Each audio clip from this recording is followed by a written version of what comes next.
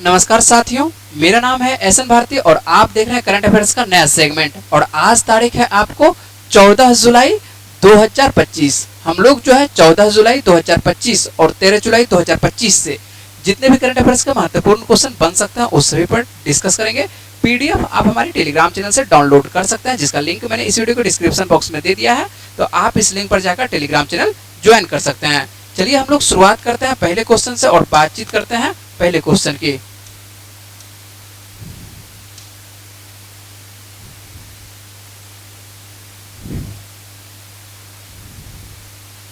और पहला क्वेश्चन हम लोगों के सामने में है विंबलडन से। विंबलडन जो है आप लोगों के लिए महत्वपूर्ण है और यहाँ से प्रश्न आपको देखने को मिलेगा। ग्रैंड स्लैम चारों ग्रैंड स्लैम हो चुका है और जब चारों हो चुका है तो आपको किसी और दिन जो हम चारों के बारे में विस्तार से बातचीत करेंगे, लेकिन अभी हम लोग केवल करंट अफेयर्स पर बातचीत करते हैं। और यहाँ से जो प्रश्न बन रहा है, क्या बन रहा है कि हाल ही में विंबलडन 2025 में पुरुष एकल का खिताब किसके द्वारा जीता गया है। तो पुरुष के बारे में बातचीत किया जा रहा है कि पुरुष एकल का खिताब किसके द्वारा जीता गया है। तो आपको जो है इसका सही आंसर होगा क्या होगा, आपको जैनिक सिनर, या तो जैनिक सिनर नाम आपको रहेगा या आपके पास यानिक सिनर रहेगा। ठीक है, या तो आप यानिक लिखा हुआ मिलेगा तो कोई दिक्कत नहीं है, या आपके पास जैनिक लिखा हुआ रहेगा। आपको दोनों मैंने लिख दिया है, यहाँ पर आपको जैनिक लिखा हुआ है और यहाँ पर यानिक लिखा हुआ है। अलग अलग किताबों में आपको इसका नाम जो है अलग अलग देखने को मिलता है, हिंदी में जो है अलग अलग देखने को मिलता है ना, लेकिन आपको इंग्लिश में सभी जगह एक ही दिखाई पड़ता है और इसी वजह से जो है उच्चारण जो है इसका अलग अलग हो जाता है। कहीं पर आपको इसका नाम जो है यानिक देखने को मिल रहा है और कहीं पर आपको जैनिक दिख रहा है, तो कोई दिक्कत नहीं, एक ही नाम है, आप जो आपको याद रहे आसानी से याद कर सकते। और ये रहने वाले कहाँ, ये भी प्रश्न पूछा जाता है कि जैनिक सिनर या यानिक सिनर जो रहने वाले किस देश के हैं।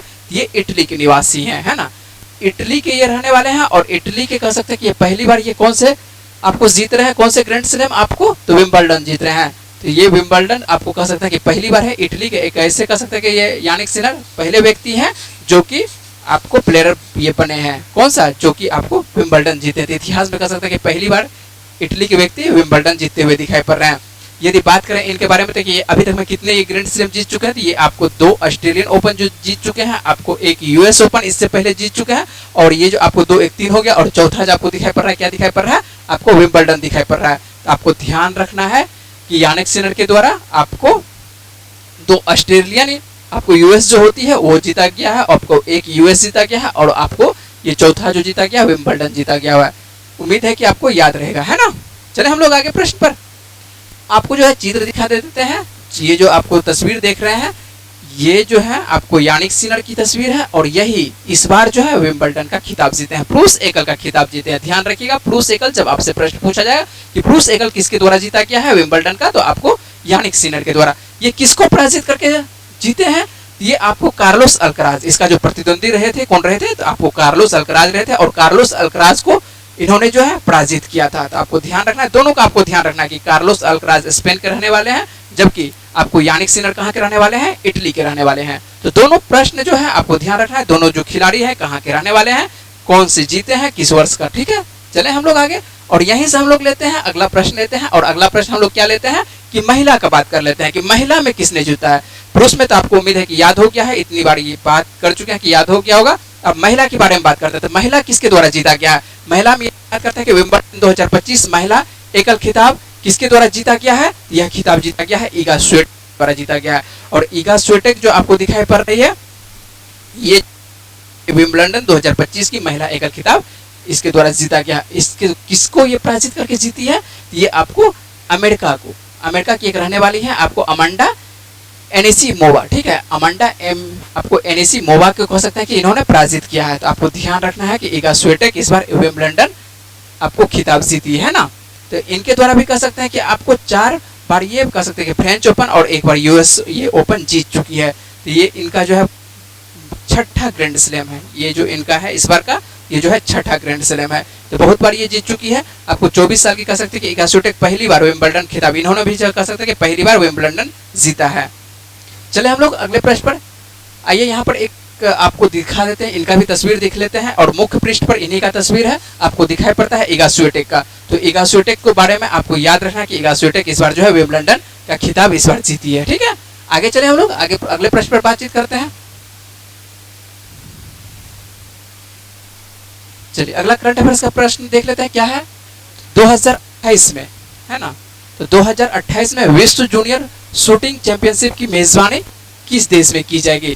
तो इस आपको याद रखना है कि शूटिंग चैंपियनशिप 2027 वाला जो है सीनियर वाला है। यहाँ पर आपको ध्यान रखना है कि 2027 जो है सीनियर वाला शूटिंग विश्व कप है, जबकि 2028 में जो है जूनियर विश्व कप चैंपियनशिप। और दोनों की मेजबानी आपको किसके द्वारा किया जाएगा, दोनों की मेजबानी हम लोग देखते हैं अपना देश भारत के द्वारा ही किया जाएगा। तो शूटिंग चैंपियनशिप विश्व कप जो है कहां पर किया जाएगा, सीधा याद रखिएगा। यहां से आपको प्रश्न पूछेगा कि 2028 में आपको ये जूनियर वाला है, ठीक है। यहां पर ध्यान रखिएगा ये विश्व जूनियर शूटिंग है, जबकि सीनियर वाला 2027 में ही होने वाला है। तो 2027 वाला प्रश्न आपको पहले ही करवा दिए हैं, तो आपको यहाँ पर नोट करके रख लीजिएगा कि 2027 सीनियर वाला है और 2028 किसका है, जूनियर वाला है। और दोनों भारत में, अपने भारत में होने वाला है।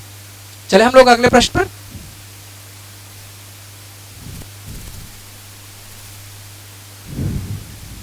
चलिए आइए देख लेते हैं। आपको जो है कल तो नहीं कर सकते, परसों जो आपको दिए थे यहाँ से प्रश्न, है ना। प्रश्न यहाँ से दिए थे कि यूनेस्को के द्वारा जो है शामिल किया गया था हाल में भारतीय विरासत स्थल जो कि मराठा सैन्य परिदृश्य है, कह सकते हैं कि इसके अंतर्गत आपको पारे सैन्य, आपको किसका, मराठा सैन्य आपको परिदृश्य शामिल किया गया है। 44वां यूनेस्को स्थल जो भारत का बना है ना। यही से आपको ये परसों दिए थे, सैटरडे को ये प्रश्न दिए थे। जबकि आज यदि हम बात करते हैं कि यहाँ से क्या प्रश्न दिया गया है ना, और यूनेस्को से संबंधित है, यूनेस्को संबंधित है, तो ये प्रश्न भी आपके लिए महत्वपूर्ण रहेगा। क्या है प्रश्न देख लेते हैं। खमेर रूज क्या है, किसके बारे में बातचीत कर रहे हैं, खमेर रूज। खमेर रूज स्थल किस देश में स्थित है जिन्हें हाल ही में यूनेस्को विरासत सूची में शामिल किया गया है। तो यूनेस्को की सूची में कह सकते हैं कि विरासत सूची में शामिल किया गया है। तो आपको ये जो दिखाई पड़ रहा है कौन सा, खमेर रूज। तो खमेर रूज जो आपको दिखाई पड़ रहा है ये कहाँ पर है, ये कंबोडिया में। आपको सीधी सी बात है, ध्यान रखना है, क्या ध्यान रखना है कि खमेर रूज किस देश में अवस्थित है। तो खमेर रूज आपको अवस्थित है कहाँ पर, कंबोडिया में अवस्थित है। और इसको जो इस बार कह सकते हैं कि कंबोडिया का जो खमेर रूज है इसको कहां पर शामिल किया गया है, तो आपको यूनेस्को की विरासत स्थल सूची में इसको शामिल किया गया है। और खमेर रूज के बारे में थोड़ी सी बात कर लेते हैं कि खमेर रूज है क्या, क्या है कहानी इसकी। तो खमेर रूज आपको बता देते हैं कि आपको 1975 की एक घटना है, ये सत्ता में क्या आता है ना, आपको कंबोडिया में आपको दिखाई पड़ती है, इसकी शासन दिखाई पड़ता है, आपको खमेर रूज का शासन दिखाई पड़ता है। और लाखों लोगों को कह सकते हैं कि लाखों लोगों को शहरों से जबरन यहाँ पर ग्रामीण इलाकों में क्या कर दिया जाता है, भेज दिया जाता है। शहरों से कहाँ स्थानांतरित कर दिया जाता है, आपको भेज दिया जाता है, गांव की ओर भेज दिया जाता है। और यहाँ पर आपको दिखाई पड़ेगा लोगों को कह सकते हैं, यहाँ से सुधार कर लीजिएगा, लोग बना दीजिएगा इसका, लोगों को कह सकते हैं कि भूख, यातना और हत्या से, मौत से कह सकते हैं कि बहुत सारे लोगों को यहाँ पर मौत का घाट उतार दिया गया था।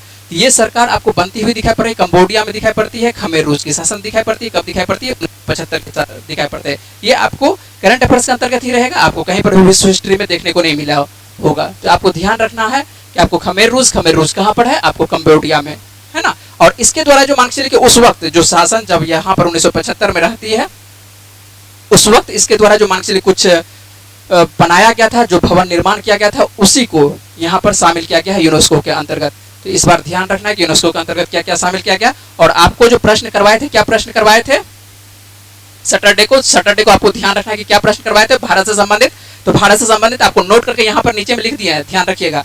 हाल ही में भारतीय विरासत स्थल मराठा सैन्य परिदृश्य जो कि 44वें यूनेस्को धरोहर के रूप में क्या किया गया है, शामिल किया गया है। और इसके बारे में आपको विस्तार से, पूरी तरह से विस्तार से जानकारी दी है पिछले वीडियो में। यदि आप पिछला वीडियो नहीं देखे हैं तो आपको फिगर के साथ आपको बताए हैं, तो आप देख सकते हैं पिछला वीडियो।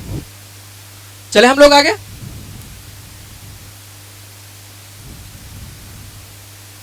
चलिए आगे बात कर लेते हैं। और अगला प्रश्न जो आपको दिखाई पड़ रहा है, किस राज्य से संबंधित दिखाई पड़ रहा है, अपने बिहार से संबंधित दिखाई पड़ रहा है। क्या दिखाई पड़ रहा है देख लेते हैं, क्या है प्रश्न।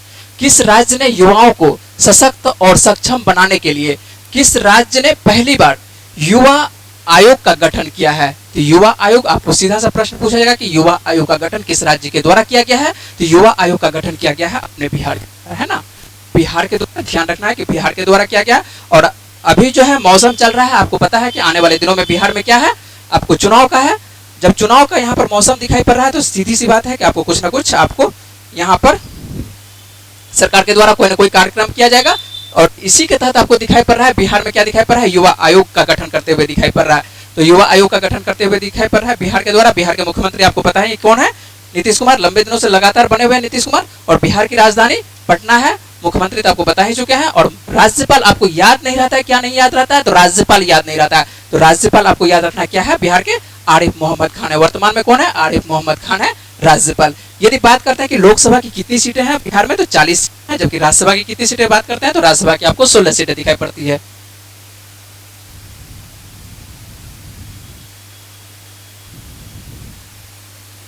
चलिए अगले प्रश्न पर बात करते हैं, और यहां से आप लोग देख लेते हैं कि क्या है अगला प्रश्न हम लोगों का करंट अफेयर संबंधित।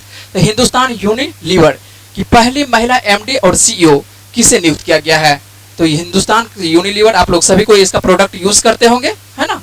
तो हिंदुस्तान यूनिलीवर का जो दिखाई पड़ रहा है कि पहली महिला एमडी और सीईओ कौन बनी है, तो प्रिया नायर बनी है।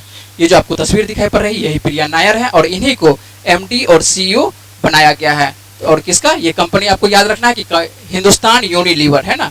हिंदुस्तान पहली, ध्यान रखिएगा ये पहली महिला है कि पहली महिला एमडी सीईओ बनी हुई है। तो जब पहली बनी है तो आपको ये करंट अफेयर से संबंधित आपको प्रश्न याद रहना चाहिए, और आपको जीए संबंधित ये प्रश्न आपको बनेगा, ठीक ना। जो कि महिला से संबंधित यदि प्रश्न रहेगा तो यहाँ से भी आपको प्रश्न देखने को मिलेगा।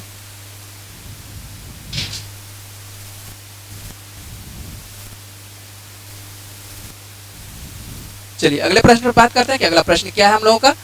हाल ही में जारी फीफा रैंकिंग, हाल ही में जो है किसका रैंकिंग, तो फीफा का रैंकिंग जारी किया गया है, और भारतीय पुरुष टीम को किस स्थान पर रखा गया, कह सकते हैं कि भारतीय जो पुरुष टीम है या भारत का जो टीम है, तो जो फुटबॉल से संबंधित इसको कौन सा स्थान दिया गया है। तो हम लोगों का फुटबॉल में बहुत नीचे स्थान है, और नीचे स्थान ये भी मान चलिए कि धीरे धीरे नीचे और जाते जा रहा है ना। अभी जो वर्तमान में है, ध्यान रखना है कि 2025 में कहां पर, तो हम लोग 2025 में 133वें स्थान पर पहुंच चुके हैं, है ना। तो 133वें स्थान पर जो हम लोग को दिखा रहे हैं, पहले हम लोग 127वें स्थान पर थे, और 127वें से धीरे धीरे और नीचे खिसकते जा रहे हैं। तो 127 से कहां खिसक के चले गए नीचे, तो 133वें स्थान पर। यदि बात करते हैं कि प्रथम स्थान पर कौन है ना, तो प्रथम स्थान पर यदि बात करते हैं प्रथम स्थान पर, उम्मीद है कि आपको याद होना चाहिए। तो प्रथम स्थान पर आपको दिखाई पड़ेगा कौन सा देश दिखाई पड़ेगा, आपको अर्जेंटीना दिखाई पड़ेगा, है ना। तो अर्जेंटीना जो है फीफा में कह सकते हैं कि आपको प्रथम स्थान पर है। प्रथम याद रखिएगा, हम लोग का भारत याद रखिएगा, इतना ही। यहाँ से यदि इतना याद रहता है तो यही काफी है आपके लिए, है ना। तो आपको ध्यान रखना है कि फीफा रैंकिंग में प्रथम स्थान आपको अर्जेंटीना का है, जबकि भारत का स्थान कहां पर पहुंच चुका है 2025 में, तो 133वां स्थान पहुंच चुका है। चलिए हम लोग आगे, और अगला प्रश्न जो है आपके लिए, यदि बात करते हैं ये बिहार दरोगा में इस तरह का प्रश्न आपको पूछा जा चुका है। जब 85वां ग्रैंड स्लैम था, ग्रैंड मास्टर जब था 25वां का, तो यहाँ से आपको प्रश्न पूछा जा चुका है। आपको ध्यान रखना है, यहाँ से देखिए प्रश्न पूछा क्या जाता है। हाल ही में भारत के 27वें जो ग्रैंड मास्टर बने हैं तो कौन बने हैं, तो 27वें जो ग्रैंड मास्टर बने हैं ये आपको चेन्नई के बने हैं, 23 वर्ष के खिलाड़ी हरिकृष्ण ए बने हैं। ये जो आपको तस्वीर दिखाई पड़ता है यही हरिकृष्ण ए है, और इनको कह सकते हैं कि इस बार जो है 27वें ग्रैंड मास्टर का दर्जा प्राप्त किया गया है ना। तो हाल ही में भारत के जो 27वें ग्रैंड मास्टर बने हैं कौन बने हैं, तो हरिकृष्ण ए बने हैं। कौन बने हैं, तो आपको हरिकृष्ण ए बने हैं ना। तो आपको ध्यान रखना है कि हरिकृष्ण जो है किस राज्य के रहने वाले हैं, ये तमिलनाडु राज्य के रहने वाले हैं, और मात्र 23 वर्ष के हैं, और आपको ध्यान रखना है कि ये 27वें ग्रैंड मास्टर बने हैं। यदि बात करते हैं यहाँ पर आपको रिवीजन करवा देते हैं, वैसे एक बार रिवीजन क्लास में भी मान लीजिए कि यहीं पर आपको जब रिवीजन अंत में करवाएंगे तो वहां पर भी एक बार बता देंगे। यहाँ पर भी हम लोग एक बार देख लेते हैं कि जो 86वें ग्रैंड मास्टर आपको करवा चुके हैं। यदि बिहार दरोगा का जो आप सेट प्रैक्टिस कर रहे हैं तो उसमें भी आपको करवा चुके हैं, बहुत बार ये प्रश्न करवा चुके हैं कि 86वें ग्रैंड मास्टर कौन बने हैं, हाल ही में बने थे श्री हरि एल आर बने थे, ठीक है। तो भारत के जो 86वें ग्रैंड मास्टर बने थे कौन बने थे, श्री हरि एल आर बने थे। अरे 85वें की बात करते थे, 50वें कौन बने थे, पी श्याम निखिल बने थे। तो पी श्याम निखिल के बारे में प्रश्न पूछा जा चुका है, तो आपको ध्यान रखना है कि पी श्याम निखिल है ना। तो आपको 85वें, 86वें और आपको 87वें। तो अभी वर्तमान में हम लोगों का ग्रैंड मास्टर कितने ग्रैंड मास्टर हो चुके हैं भारत के, तो 87 ग्रैंड मास्टर हो चुके हैं, और 87वें कौन है, आपको ध्यान रखना है कि हरिकृष्ण ए बने, है ना। ये प्रश्न बहुत बार पूछा गया है और किसी भी परीक्षा में पूछा जा सकता है, तो आपको ध्यान रखना है, इस तरह का प्रश्न आपको ध्यान रखना है। चलिए आगे बात करते हैं, अगला क्या प्रश्न है, क्या संबंधित है, हम लोग देख लेते हैं।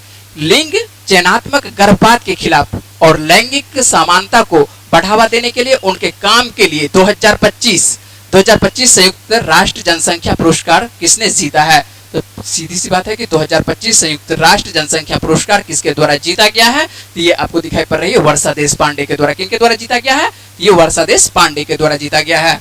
वर्षा देश पांडे की यदि बात करते हैं तो वर्षा देश पांडे जो आपको दिखाई पड़ती है किस राज्य की रहने वाली है, ये महाराष्ट्र की रहने वाली है। और भारतीय महिला कार्यकर्ता वर्षा देश पांडे कह सकते हैं कि लैंगिक समानता और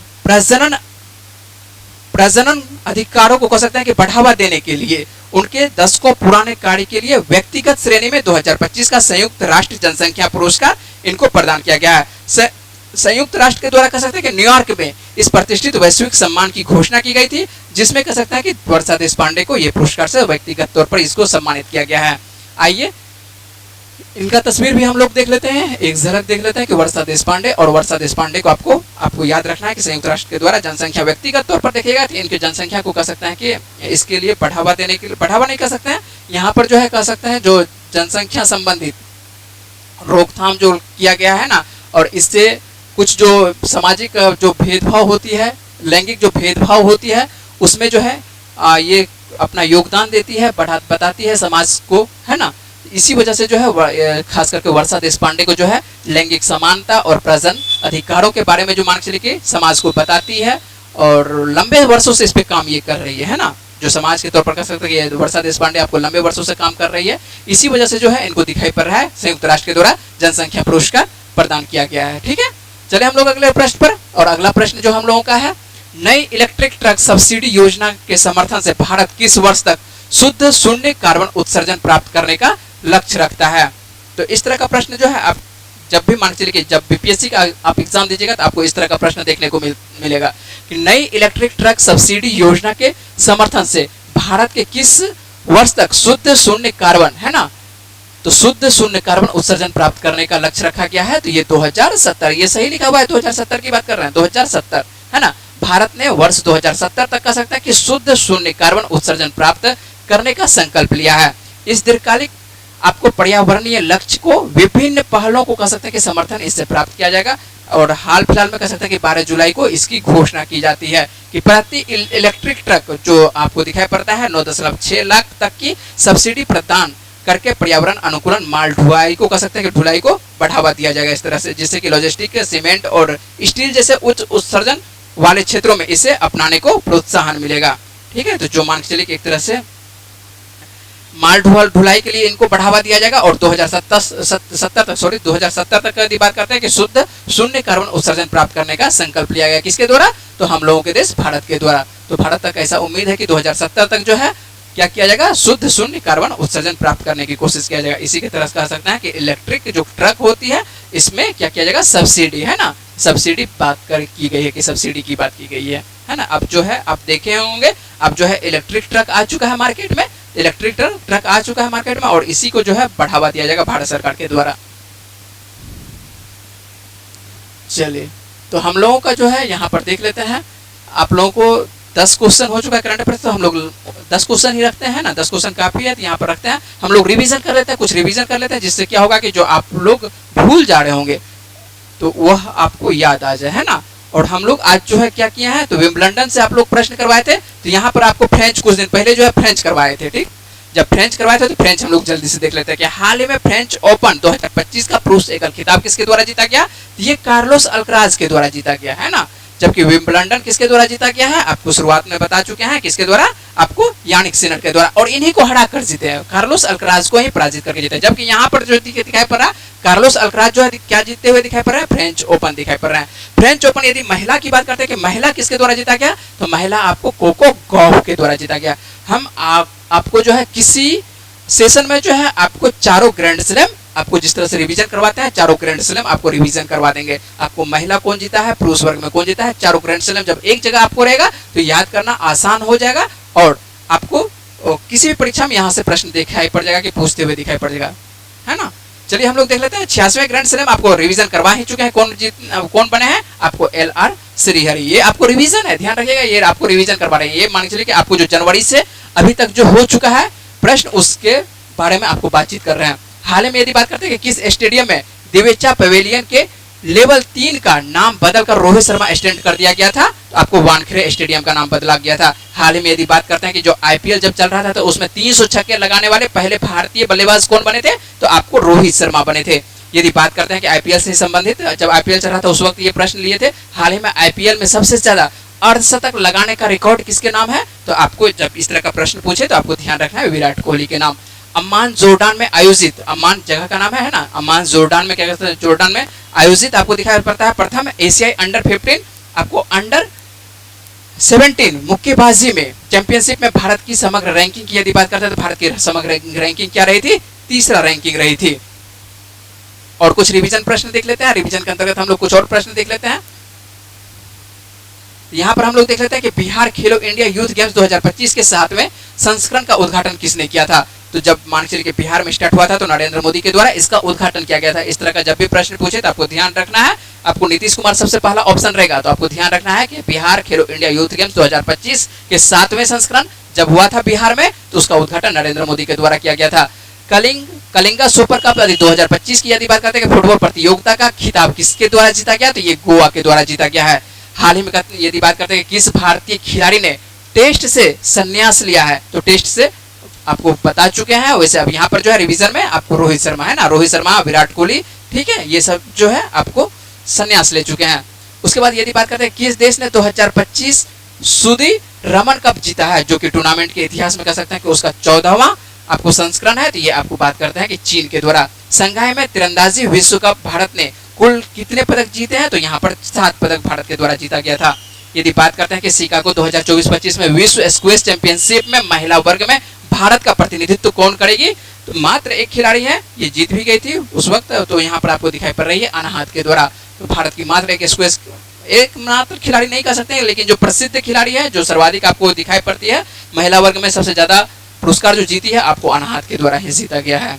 हम लोग देख लेते हैं प्रश्न आपको क्या पूछे थे, पिछले वीडियो में आप लोगों से क्या प्रश्न पूछे थे, उसका सही आंसर क्या है देख लेते हैं हम लोग। निम्न में से किस स्थान पर अस्मिता वेट लिफ्टिंग लीग 2025 का आयोजन किया गया? तो ये आपको प्रश्न करवाए थे और बहुत सारे लड़के ने इसका सही आंसर दिए हैं। और इसका सही आंसर जो होगा, आपको क्या आंसर होगा? आपको मोदी नगर, है ना। ये मोदी नगर कहाँ पर है? ये मोदी नगर आपको उत्तर प्रदेश में है, ध्यान रखिएगा, उत्तर प्रदेश में है ना। तो मोदी नगर आपको उत्तर प्रदेश में है। हम लोग जो है आज का प्रश्न यदि बात करते हैं कि आज का क्या प्रश्न है, प्रश्न हम लोग देख लेते हैं कि आज का क्या प्रश्न है। तो आज का जो प्रश्न हम लोगों को दिखाई पड़ रहा है, क्या दिखाई पड़ रहा है देख लेते हैं कि हाल ही में मराठा शासकों के द्वारा निर्मित कितने ऐतिहासिक किलों को यूनेस्को ने अपनी विश्व धरोहर सूची में शामिल किया गया? इस प्रश्न को जब मैंने आज करवा रहे थे, इससे संबंधित जब प्रश्न यूनेस्को से संबंधित प्रश्न करवा रहे थे, तो आज भी इसको हमने भाषा में बातचीत किया था।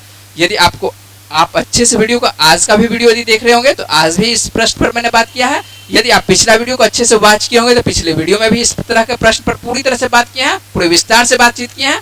यदि आप नहीं देखे हैं तो पहले पिछला वीडियो आप देखिए, अच्छे से देखिए, ठीक है। 270 का जो आपको सेगमेंट दिखाई पड़ता है, 270 वाला जो सेगमेंट दिखाई पड़ता है, उसमें आप देख सकते हैं। आज का जो सेगमेंट आपको 271वां सेगमेंट दिखाई पड़ रहा है, इसमें आपको दिखाई पड़ रहा है। मान चलिए आज का जो प्रश्न है, क्या प्रश्न है, सही आंसर क्या है, इसका जवाब आपको देना है। कहां पर देना है? आपको कमेंट बॉक्स में देना है। यदि आपको वीडियो अच्छा लग रहा है तो वीडियो को क्या करना है? लाइक करना है, सब्सक्राइब करना है और अपने दोस्तों को वीडियो को क्या करना है? शेयर करना है। और आप लोग जो है जितने भी मान चलिए कि करंट अफेयर्स जो भी व्यक्ति पढ़ रहे हैं, खासकर यदि इस चैनल से पढ़ रहे हैं, जिस भी चैनल से मान चलिए कि मेरा करंट अफेयर्स आपको मिल रहा है, तो आपको क्या करना है? आपको प्रतिदिन लिखते रहना है। जब तक आप लिखिएगा नहीं तब तक आपको याद नहीं होगा। तो आपको जब लिख के रखिएगा तो आपको रिवीजन करने में भी क्या होगा? वैसे तो रिवीजन आपको प्रतिदिन करवाते हैं, लेकिन यदि आप अपने से लिख के रखिएगा तो आपको रिवीजन करना क्या होगा? आसान होगा। चलिए, उम्मीद करता है कि आप लोग इस तरह से अपनी तैयारी आगे बढ़ाते रहिएगा। उम्मीद करता है कि आप लोग पढ़ते रहिएगा आसानी से, है ना। करंट अफेयर्स आपके लिए आसान रहेगा। यदि आप डेली पढ़ते रहिएगा तो आपके लिए करंट अफेयर्स ऐसा नहीं है कि बहुत हार्ड नहीं रहेगा, आसान हो जाएगा करंट अफेयर्स। चलिए, मिलते हैं आप लोगों से अगली वीडियो में। तब तक के लिए अपना ख्याल रखिए, पढ़ते रहिए, वीडियो में बने रहने के लिए बहुत बहुत शुक्रिया, धन्यवाद।